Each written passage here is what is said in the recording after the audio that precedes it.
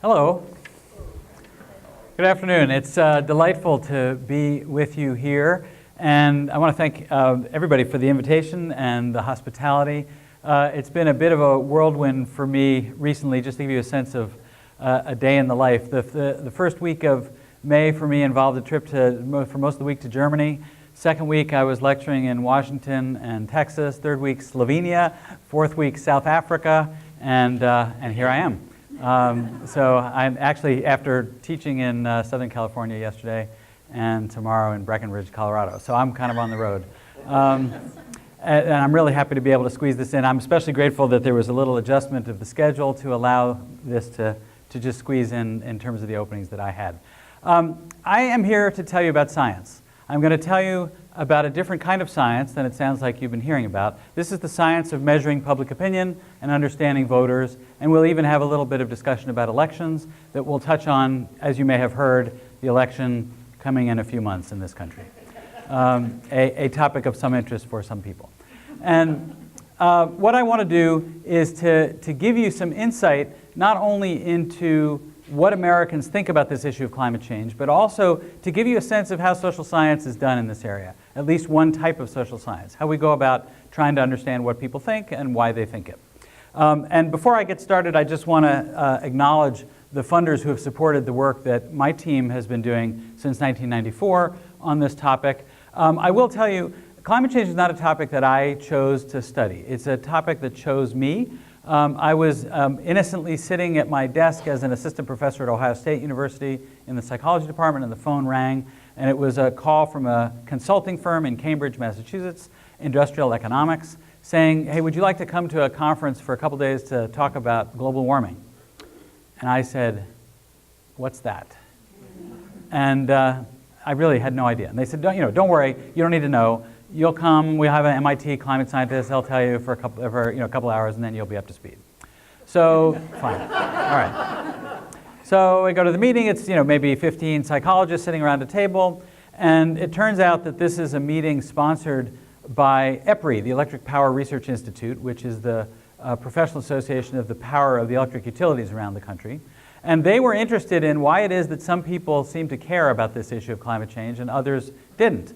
And when I heard that, I understood why I was there, because I had been studying why people care about other political issues, why some people are very worked up about gun control, other people very worked up about abortion, others still worked up about aid to Israel, and various different issues across a wide spectrum attract the passions of a relatively small group of people.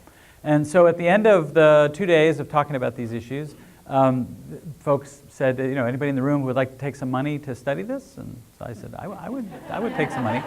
So that started this process. And as soon as we did our first ever survey, as I'll show you, the results were striking and intriguing, and I found myself addicted to studying in this area ever since. So I want to give you some insight into what we have learned over the years in partnering with the various organizations listed here, which include my universities, major news organizations. This is not advocacy research in any way. We haven't taken money from anybody on any side of it that's attempting to push a particular point of view or control what we do. So the starting point for this, in a way, are cover stories that you might remember seeing in Time magazine in 1987, and again in 2000, and again in 2001, and again in 2006, saying over and over again, this is a huge issue, it deserves attention.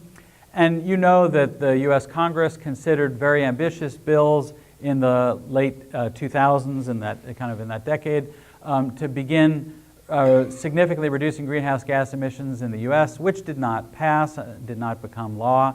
That since President Obama has been in office, he has tried to reduce emissions in various ways, finally resorting to executive orders at the end of his term. So the question then is, for many people, why no action? And in particular, 2007 seemed to be a watershed moment, because in 2007, there were two candidates running for President of the United States, Barack Obama and John McCain, who, for once, agreed on something, actually. This was the one case in which they both said global warming was happening, it was human-caused, it was a threat, it deserved attention, and as we'll look at later, they actually even agreed on policy solutions. So you might have imagined at that moment, if you were to make a prediction, who cares who gets elected? Whoever gets elected, this issue is going to get addressed in a similar way. And it hasn't been addressed in the way that both of those candidates predicted. So in a way, you can think about what I'm going to tell you today as addressing this question. Why have we not taken large-scale action? Certainly, people are buying Priuses, they're buying electric cars, they're riding bicycles more, they're walking more. But we haven't seen huge government intervention yet on this issue the way has been attempted. That's the mystery. So the way we'll approach it today is what I want to start by doing is to ask the question, well, maybe Americans actually don't support such action. And I'm going to use the term green here as a shorthand just to capture a bouquet of opinions. In other words, maybe Americans don't think climate change has been happening, or they don't think it's due to humans, or they don't think it's a threat, or they don't think that government is the appropriate solution. That's one possibility. Second possibility is that there are regional differences in the country that impede policymaking in a way we'll talk about. Third possibility is maybe people support this sort of stuff, but it's just not a priority. There are other problems that are higher priority. Fourth possibility is that maybe people prioritize it, but they don't actually recognize that it would cost money to reduce emissions. To retool the economy, to generate electricity in different ways would cost something, and maybe people aren't willing to pay that money. As we approach the end, we will ask the question of, well, you know, even if people are supportive in all the ways above, if they don't vote based on the issue, maybe there is no pressure on government to act, and so we'll see if that's relevant. And finally, we'll talk about public perceptions of the public. That's the end. Okay, so to begin, part one. A portrait of public opinion between 1997 and 2015. We are gearing up to do our 2016 survey, haven't done it yet, so this is up to our most recent data. And let me just set the stage by having you see a few quotes, opinions about public opinion. So this one, the public has not really understood the issue of climate change very well, nor have they understood the role they play in greenhouse gas emissions. We need a major effort to educate the public, said the Pew Center on Global Climate Change. Or, the strong scientific consensus on the causes and risks of climate change stands in stark contrast to widespread confusion and complacency among the public, said John Sterman in Science, that prestigious publication. Or in November 2010, the number of Americans who agree the Earth is warming because of man-made activity has been in free fall, said Bloomberg Businessweek. Or in February 2011, why don't Americans believe in global warming? Asked The Economist. And in 2012, the public has caught on and believes global warming, the issue is dead. This comes from Senator James Inhofe. These are all speculations about public opinion. In fact, there are speculations about public opinion that, as you can see, go from bad to worse, right? Early on, those statements longer ago said people didn't get it, and then these more recent quotes say the public has turned its back on the issue completely. But they are speculations. None of those speakers cited scientific evidence to support those claims, and I'm going to show you scientific evidence. These come from national surveys done between 1997 and 2015 with representative samples of American adults who were interviewed by telephone using the technique called random digit dialing. So the way we do this is we generate randomly created telephone numbers for all area codes and all central office codes, the next 3 digits in the phone number, across the country for landlines and cell phones. And that means listed numbers and unlisted numbers. Everybody's got an equal probability of getting into the sample. We do statistical adjustments so that people who have 2 or 3 or 4 different phone lines that will reach them don't get extra weight in the computation of the statistics. And I, as you heard, have a long history of working hard at writing questions that are balanced and unbiased, and so we've done that here as well.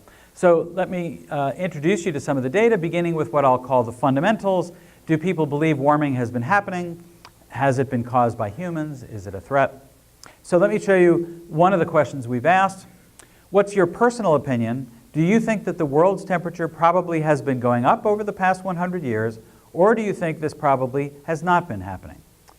So let's just pause for a second. Based on your memories of what you may have heard or read, based on your intuition, based on the quotes that you just heard, what % of Americans do you think might have said they think climate change has been happening back in 1997 when we started, what percent might be saying it today. Here it is. So it started in 1997 at 77%, reached a high of 85% in 2007, and it has gone up and down a bit here and there. But I can tell you, you can see the little error bars on the larger bars. There are certainly statistically significant differences here, but if you get preoccupied by the ups and downs, you're missing the big point. Because there's almost no issue in America where you see this level of agreement. That we are so used to divisiveness. We are so used to 50-50 splits. Just as an example, in the years leading up to the passage of President Obama's Health Care Act, the public was split about 45% in favor, 45% opposed, and about 10% neutral on it. And that is typical. We often see those kinds of splits. It's really rare to see 3/4 of Americans agreeing about anything. And as it turns out, this little pop up here, this 75 to 83, is a little piece of a larger relationship that appears across these data having to do with this. This is, for those of you who are technically inclined, you can read the title. For those not technically inclined, this is just world temperature, average world temperature. And you can see it going up between 1960 and 2015. 2015 was the warmest year on record, you may know. At the time, though, 2010 was the warmest year on record, as you can see here. And it followed an increase from 2008 to 2009 to 2010. Excuse me. That is what caused this increase in 2011. In fact, this graph tracks very closely this graph. What I don't have for you, though, is the 2016 number, but I'll bet you $20 right now that bar is going to be up here around 78 or 83. That's not as bold a prediction as it sounds, because other organizations who do surveys in this area also have already done their 2016 surveys, and they've already seen the surge upward, but I predicted it before they revealed it. It's hardly a bold prediction, though, because the pattern is very clear in these data. This is a combination of answers to two different questions.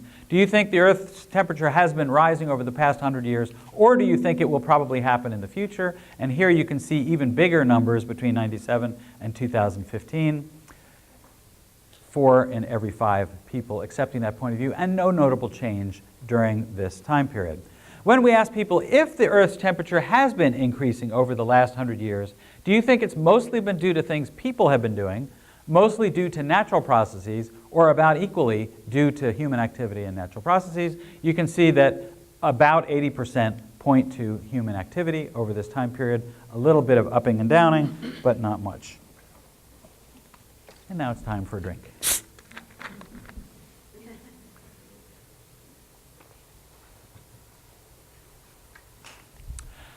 This is a combination of the two opinions I've offered earlier. That is, the percent of people who think the Earth has been warming and it has been caused by human activity. Again, no notable. 2007 does stand out. I don't know if you remember 2006. 2006 was a really remarkable year. You could not turn a corner without a newspaper article or a magazine cover about this issue. That was kind of the heyday of this issue. And so it's not so surprising that the country would have bumped up a bit in 2007, but it's been remarkably stable otherwise.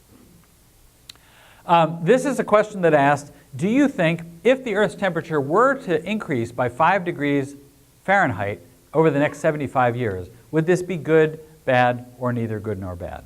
And you know, many natural scientists believe 5 degrees Fahrenheit would be horrible. About 2/3 of Americans agree with that point of view, and that has been a fairly stable view over time. Which brings us to certainty. So these are opinions that people are expressing when they're asked to express an opinion. But we know in psychology that the opinions people hold vary in the confidence with which they are held. There's some things we believe that we're absolutely sure of, like I'm alive today and I'm a male. There are other things that we're less sure of. And it's understandable, especially in the case of climate change, that if I ask a survey respondent, has the Earth's temperature been increasing over the past 100 years, they have no firsthand experience with which to express that opinion. And it's based upon their trust in individuals who provide that message to them. And so if their certainty is low, then that, according to lots of psychological research, would often suggest some caution, that we tend not to act on things we're not sure about. And you may have heard about a woman named Naomi Oreskes, who is a historian at Harvard and who published the book on the left-hand side here, Merchants of Doubt, which then inspired the documentary film on the right-hand side, The Merchants of Doubt. The argument here that she made is that the fossil fuel industry took a page from the playbook of the tobacco industry and strategically took steps to create uncertainty about this issue in the minds of the public and our leaders. And as long as uncertainty reigned, she argues, action would not be taken, a very reasonable proposal. So let's look at measures of certainty, because in fact since the mid-90s we've been asking this. So when we ask people, do you think the Earth has been warming or not, we also ask them, how sure are you about that? And I'm going to show you here the graph of the top 2 points on the rating scale measuring certainty. People who said they're either extremely sure or very sure. And you can see that the percentages here are at about, let's say, an average of about 45% over this time period from the 90s to 2015. Again, a really important point, no notable change. Her argument about the Merchants of Doubt and their efforts is kind of in this time period. And as you can see, if anything, there was an increase in certainty following 2010's record warm year. So it does not, at least from this graph, look like there was success of the effort to reduce the American public's certainty about this particular question. Now what I'm going to do though is I'm going to separate those bars into 2 parts. Each of those bars now becomes 2 bars. The one on the left of each pair is the people who believed that climate change had been happening, and the one on the right is the people who believed climate change has not been happening. So do me the favor, just look across at the green bars. There's no reduction in certainty in the green bars, the believers, and in fact there's no increase in certainty among the non-believers. The pink bars are fairly steady as well. So there is no sense in which this effort to create doubt was successful at that level. This is now a combination of 3 measures. So it's people who are extremely or very sure that climate change has been happening and caused by humans. That's at about 1/3 of the country, and that has remained steady over a period of time. This is the loud group of skeptics who are sure that it hasn't been happening. And as you can see, it's tiny and it has not grown either. Okay, so according to research in psychology, uncertainty breeds hesitation. If people are not maximally sure about something, they're unlikely to take action themselves. On the other hand, as you know, people buy insurance for all kinds of things. We're required to buy automobile insurance, but we also buy life insurance, which we're not required to buy, in order to protect against uncertain but problematic futures. So it's not the case that uncertainty always stands in the way of a desire to protect oneself. And so you might imagine that uncertainty would impede public support for government action, but then again, maybe not. And as it turns out, not so much. So let me show you, first of all, in general terms, when we ask people, do you think the federal government should do more than it's been doing on this issue, less than it's been doing on this issue, or about what it's been doing on this issue? During this time period, about 2/3 of Americans have supported more government action. Notice, if anything, there's a little bit of a drop here during the early parts of the Obama administration, when there was a perception that efforts were being made in Congress to try to pass legislation. However, that legislation did not pass, and so the desire for increased effort went up a bit later. When we asked a very general question, do you think the federal government should limit greenhouse gas emissions by U.S. businesses? Bear in mind now, we've now taken a step, right? We're walking into a territory where Republicans and others who are skeptical about government and prefer that the marketplace operate without impediments might say, okay, I believe all that other stuff, but I favor free market solutions, not government intervention. So the number I'm about to show you might imagine would be depressed by lack of support for government intervention. But in fact, when we ask this question, as you may have heard, greenhouse gases are thought to cause global warming. In your opinion, do you think the government should or should not limit the amount of greenhouse gases that U.S. businesses put out? 78% said government should limit greenhouse gas emissions by businesses. That's a huge number. We also asked about various specific policy solutions Should the federal government either require businesses or encourage them by offering tax breaks to reduce the amount of greenhouse gas emissions put out by power plants, to build more efficient cars that use less gasoline, to build more energy efficient buildings, to build appliances that are more efficient, use less electricity, and to build all electric vehicles? And you can see support for these policies started off in excess of 80% in 2006, has gone down slightly. There's an odd dip in 2012, and then it has held steady at a little bit less than 80% at the top, at about 70% here. The least popular is the electric vehicle solution here. It's obviously happening. People are buying all electric cars, but as you know, they're limited in mileage because we don't yet have battery exchange stations everywhere the way we have gas stations. We also asked about whether the government should offer tax incentives in various ways or to use taxes. So here, should government offer tax breaks to utilities to produce more electricity from water, wind, and solar? Started off at 87%, ends up at 80%. Should utilities be offered tax breaks to reduce air pollution from burning coal? That's a little above two-thirds of Americans. Nuclear power is thought, of course, to reduce greenhouse gas emissions. It has never been quite as popular. It hit its high point in 2009, 54% of people favoring tax breaks to build more nuclear power plants. That number has been going down over time. And the least favorable two policies are ones that ask Americans the following question. Do you think the federal government should increase taxes on gasoline in order to cause people to use less of it? And do you think the federal government should increase taxes on electricity in order to cause people to use less of it? Now that wording of the policy question comes directly from the playbook of economics. Many people in economics say, look, you want people to do less of it? Just increase the price. That'll do it.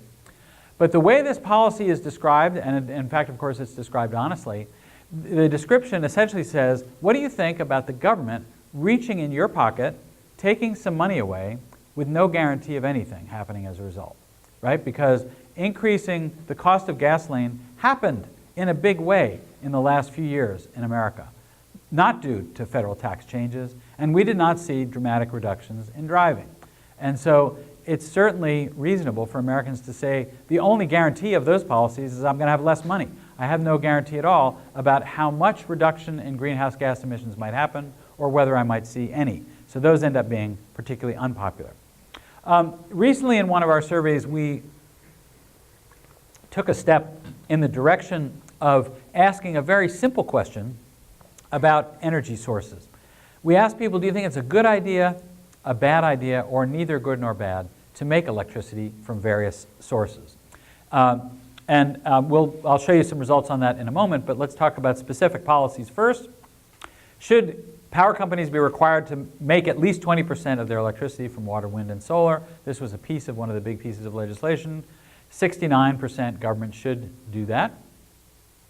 Carbon sequestration, you know what that is, using new methods to put the air pollution generated in the course of burning coal or other fossil fuels into underground storage tanks.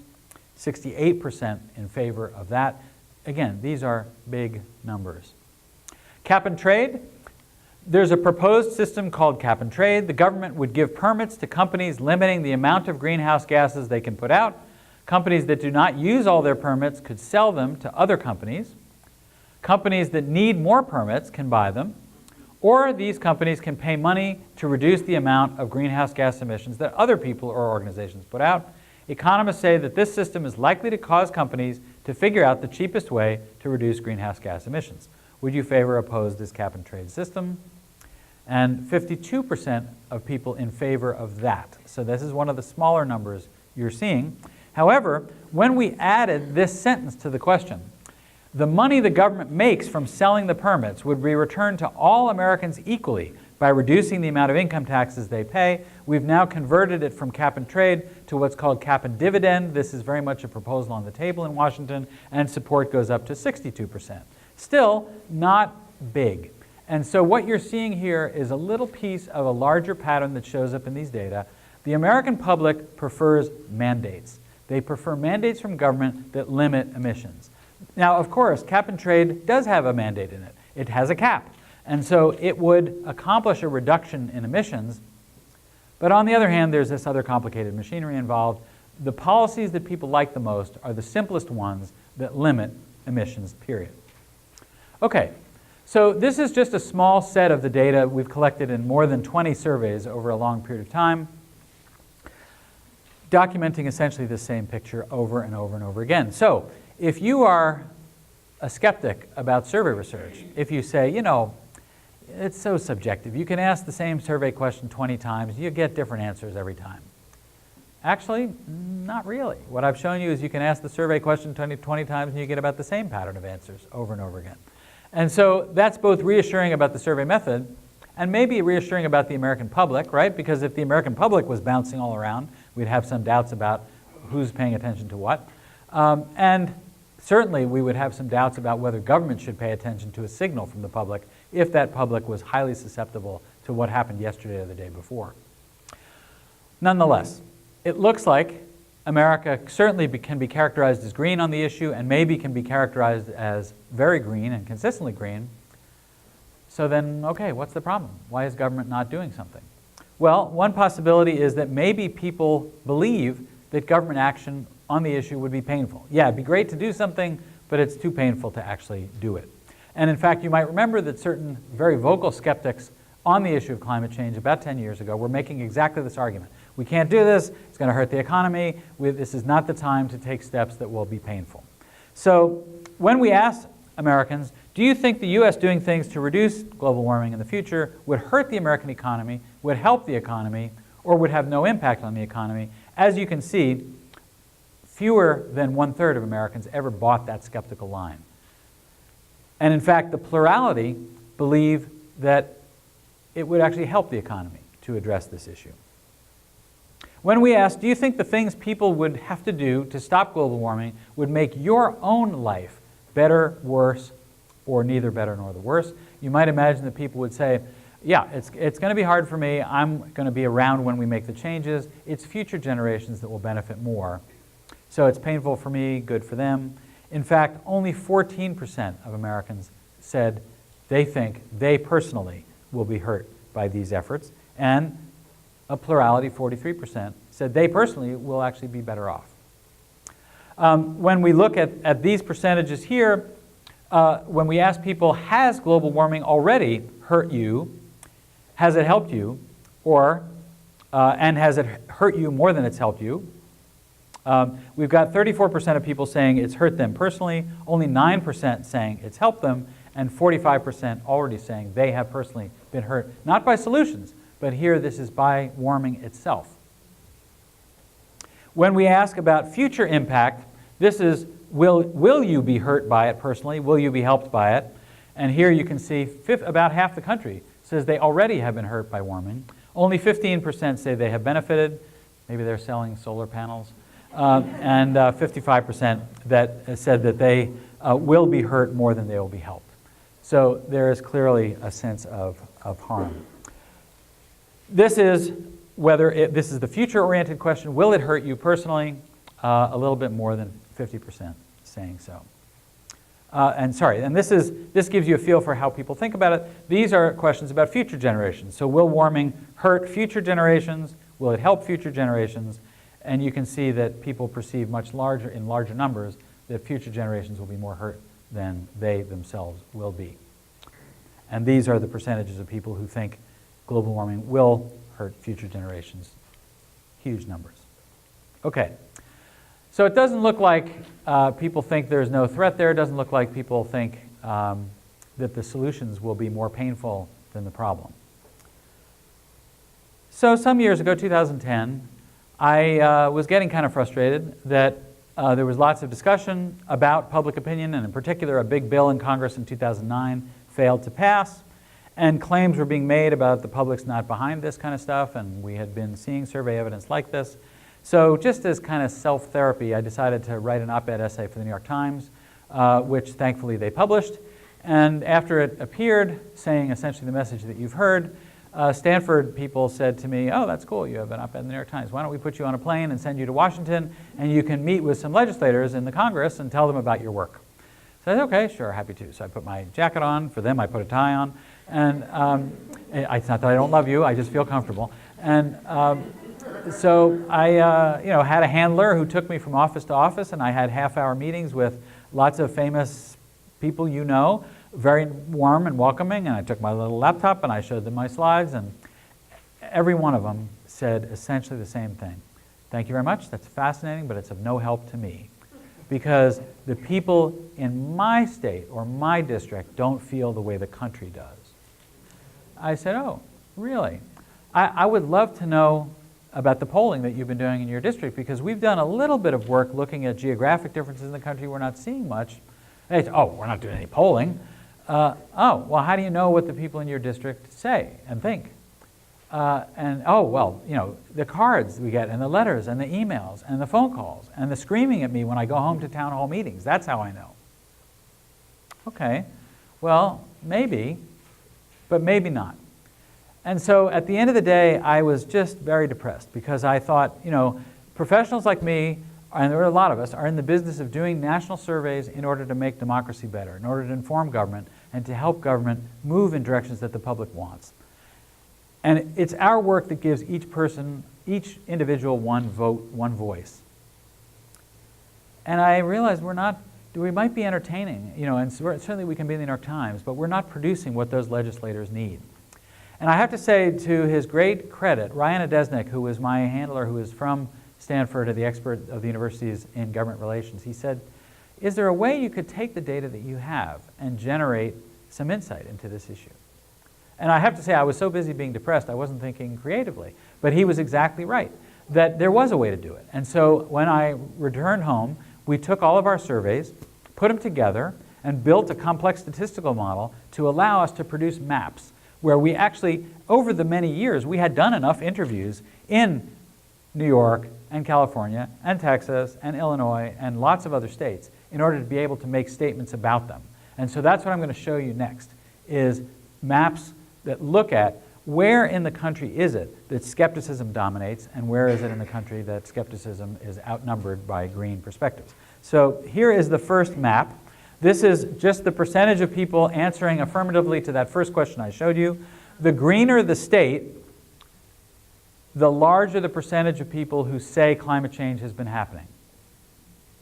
And if you look over here, what you'll see is there are a couple states up here, North Dakota and Wyoming, where we did not have enough interviews to actually make a statement about them, so they are grayed out. It's not that I don't like them, but we just don't have numbers about them. But among the states that we do have numbers, look at this. The lowest one is 75%. 10 minutes, really? Okay. So the lowest one is 75%. And there's Rhode Island at 87%. Green tends to be around the edges. And yet, the important point is this. There is not a single state, not even West Virginia, or Texas, or Senator Inhofe's Oklahoma, where a majority of people, or even anything close to it, is expressing a skeptical point of view on this issue.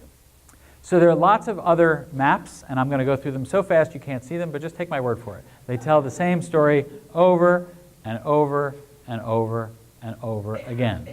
And all of these maps are available online, but you don't need to look at them unless you're fascinated with Rhode Island, but you don't need to be. You get basically the same story all along. So that explanation doesn't work. Oh, what about this? What about the possibility that it's not a priority? Maybe people believe all this stuff, but when push comes to shove, they want government working on other things.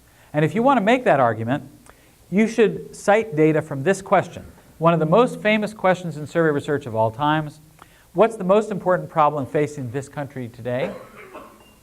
And when this question has been asked by lots of survey organizations in recent years, you get results that look something like this, where the economy has been in first place for a while, getting maybe almost half the country, other problems getting smaller numbers, and global warming is over in last place. But I put it here, just that little green bar might suggest to you that some people said global warming. I only put that little green bar there just to show you that I didn't screw up.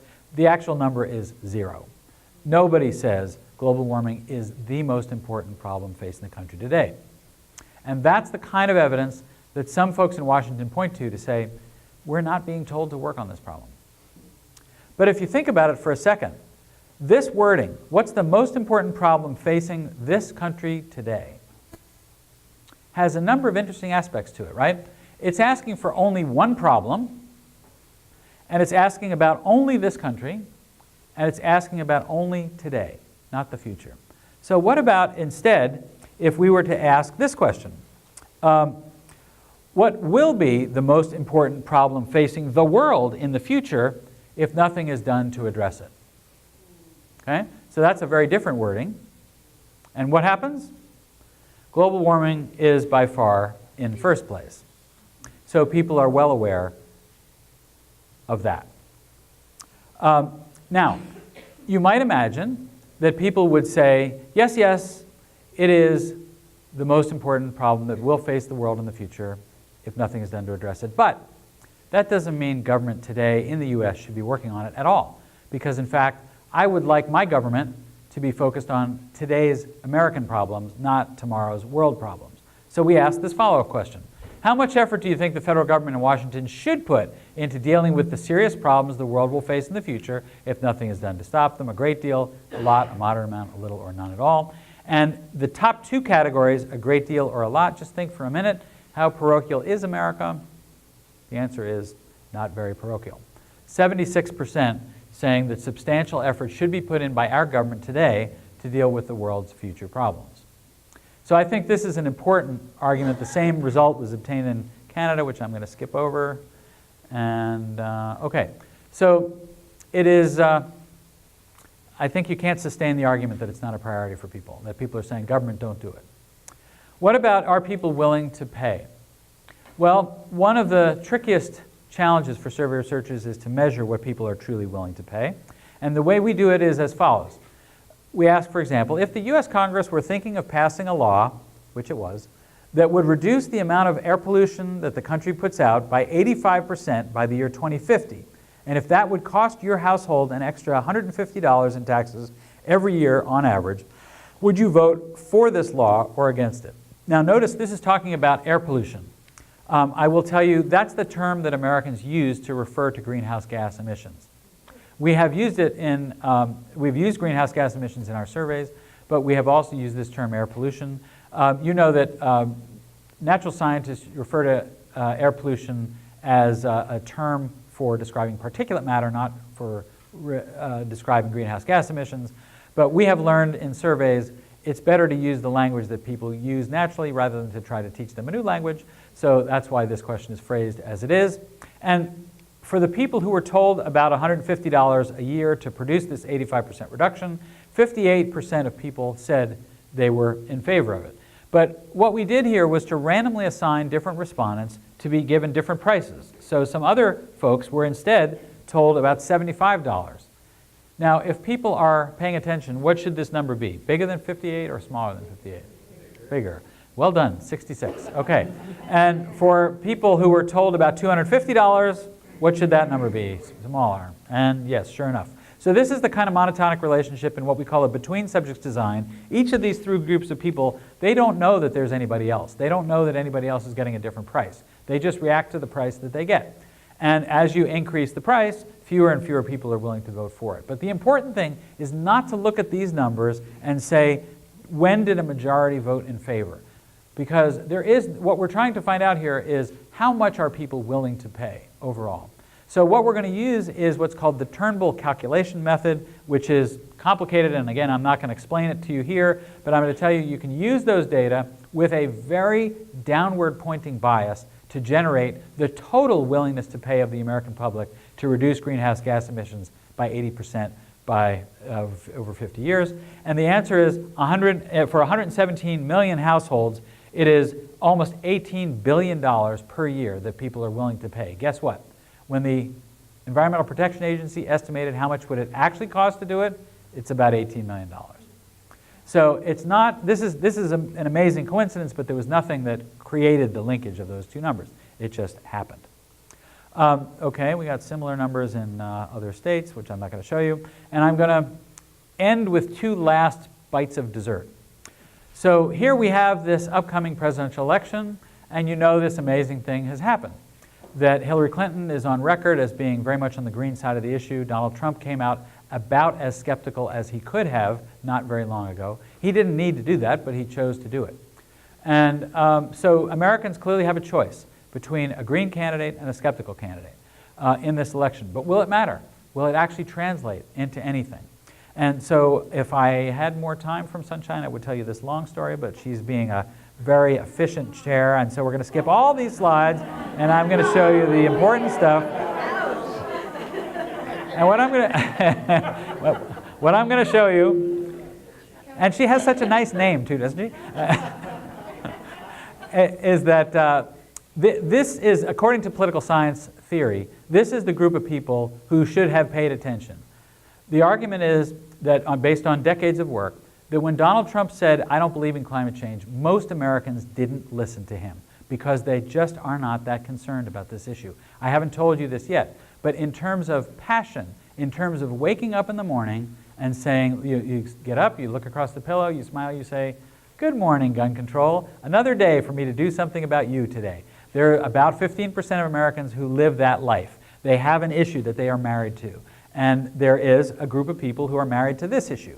And this number has been in this range of about 32 million Americans now. That's 32 million people who every day are thinking about doing something on this issue. And it's a blend of the skeptics and the greenies. And I haven't told you yet what that balance is among this group. But these are the people who would vote based on this issue. They always do. And let me just show you that this is the size of the global warming issue public, we call it 13%, as compared to issue publics on various other issues. So it's bigger than some, and it's smaller than others, but not a lot smaller. The biggest we've ever seen was in 1996, 31% of people passionate about abortion. So here's the weird thing. On almost all of these issues that I'm showing you now, the issue public is split about 50-50. There are about as many passionate people on one side as there are on the other. And what that means is if you're a candidate and you take a position on an issue, the good news is most of the country's not listening to you. And among the people who are listening to you, you'll make about as many friends as you will enemies. So that actually discourages you from spending any of your time talking about policy at all, because you're not typically going to gain from it. But not on this issue. This is a really weird issue. It's the only one we've ever seen like this. And here's what it looks like. Among the passionate people, they are overwhelmingly green. So these are huge numbers saying climate change has been happening, caused by humans, government should do more. Gigantic numbers. So this is a really special opportunity for any candidate who feels comfortable expressing a green position to gain way more votes than they lose. And it's exactly the opposite of what Donald Trump just did. Okay. In case you were interested, I would have shown you this map that you could stare at for a while to see how big the issue public is in various places. It's big in Rhode Island, 15%, 14% in Florida, 16% in New Mexico, 14% in California, smaller in other places. So did climate change actually influence the outcomes of elections in 2010 and 2008? I am not going to show you all these fascinating slides that you would have enjoyed. But I'm going to tell you what this tells you. Do you want to stay here 20 more minutes just before we get to answer questions? So I'm not going to explain this to you. I'm just going to tell you. These two big bars tell you exactly the result that we expected, which is when a candidate goes green, they win more often. That's the result that's expected that we see from that analysis. And what we've done here is an experiment in which we describe hypothetical candidates and we ask people whether they'd be likely to vote for or against those candidates. So this is a control group who hears a candidate talks about other issues, says nothing about climate change, and on average 65% of people say they would be inclined to vote for this person. Other people in the experiment hear about the same hypothetical candidate taking the same positions plus taking a green position on climate change. What does it do? It increases by 12 percentage points. Wow, 12%, about the number you'd expect, the percent of people who would vote for that candidate. And lastly, we have a third group of people who hear about this same candidate who instead takes a skeptical position, and you see the number goes down from 65 to 48%. So this is evidence that actually what Mr. Trump did is slightly more damaging than taking a green position would have been. And you know he's flexible on policy issues. He could have said anything. I just want to show you this graph quickly. This is the independent voters. You might think that Republicans are going to vote for him regardless, Democrats are going to vote against him regardless, but the independents are the interesting at play people. These results are even stronger among the independents, as you can see. So there's no sense in which they are indifferent to this issue. Okay, so take my word for it. Lots of other evidence, cool websites. There's more. I'll get to it in a minute here. All right. So look at these. Look at that. A lot of statistics. Same story. Okay. So this brings us to the end. So what I've told you is this. Number one, America is overwhelmingly green on this issue. Number two, they prioritize it. Number three, they support policy efforts by very large margins. Number four, they don't think it's going to be painful to implement those policies in the short term, but they do think it will help to avoid pain in the long term. Number five, they are willing to pay in order to address it, and they vote based on that issue. So what's going wrong here? What is causing the disconnect between the public and government? So I have one last hypothesis, and that is that people don't realize what I just told you. And let's just pause for a second. Did you? Before you came in today, did you know this? No. Is it possible that the rest of the country, including that very important part of the country on Capitol Hill in Washington, doesn't know this?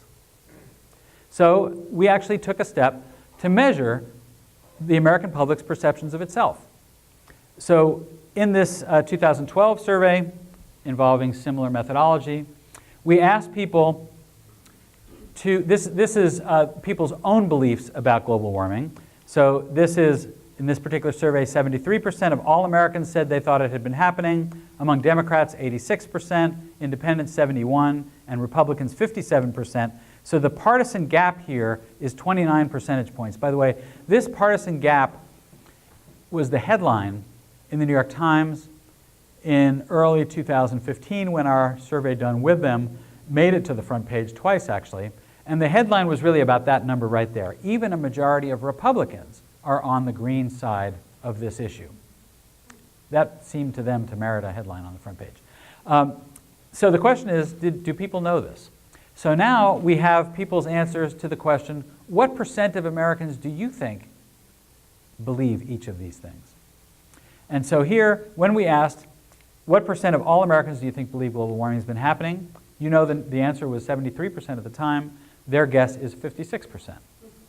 When we asked what percent of Democrats, 64. What percent of Republicans, 44, not a majority. And the partisan gap is only 20%. So instead of 29, it's now 20. So people are underestimating the partisan gap, they're overestimating consensus, and they're underestimating the degree to which Americans are on one side. So the partisan gap is 29, they think it's only 20. But here is the important graph, that here we're putting side by side the reality with their perceptions. So is it possible that most Americans think most Americans aren't enthusiastically on the green side of the issue? And is it possible that Washington thinks America is equally divided, leaving them free to do what they want? It's the only hypothesis I have to offer you today that has any legs at the end of the discussion. So you might think, if you're an activist, which I'm not, what might be done about this? And in other words, if you think about the last 15 years, there are two communities of people, one who I described that Naomi Oreskes has been studying, who have been working to try to build skepticism and uncertainty. And as far as we can tell from these data, there has been no success of those efforts. The country is no less certain now, the skeptics are no more emboldened now than they were before that effort began. But at the same time, hundreds of millions, probably billions of dollars have been spent by what I call the green lobbying groups to try to push the American public in the green direction. And there have been lots of hypotheses. You might remember ads years ago of Nancy Pelosi and Newt Gingrich sitting on a couch together saying, we don't agree about much, but we agree about climate change. That was back when Gingrich was green. So much money has been spent on so many efforts. The latest hypothesis they have is it's extreme weather. We have to convince people there are going to be more hurricanes, more storms, more floods, more droughts. That'll get them moving. Well, I can tell you, when Hurricane Katrina happened, that had no impact on these numbers at all. When Hurricane Sandy happened, not only did it happen, but the Republican governor of New Jersey, Chris Christie, stood arm in arm with President Obama and said, this is climate change at work. No impact at all on American public opinion on this issue. If I were a skeptic, I'd be thrilled that hundreds of millions of dollars have been spent by lobbying groups trying to push the American public in a direction they already are. Great, perfect. It's like a magic trick. Misdirection. Have the enemy working on solving a problem that's already been won. So in fact, the argument one could make is one word: billboards. All that really needs to be done is to create the message you have seen here in a way that sits there every time people drive to work. And they see it over and over and over again, enough to say, where did that number come from? And maybe look into it. So it's food for thought. I'm not seeing anybody buying any billboards, and I'm certainly not advocating it. But what I'm saying is that as a social scientist thinking about how might society change, it's an interesting case where I end up in this story feeling like, you know what? Maybe we as social scientists have done our part to measure the American public in depth. And I hope you've seen how we've done that from many different angles. And that when the accumulation of the science comes together, maybe we do have some new insight into how democracy is working and how we could help it work better in America. Thank you very much.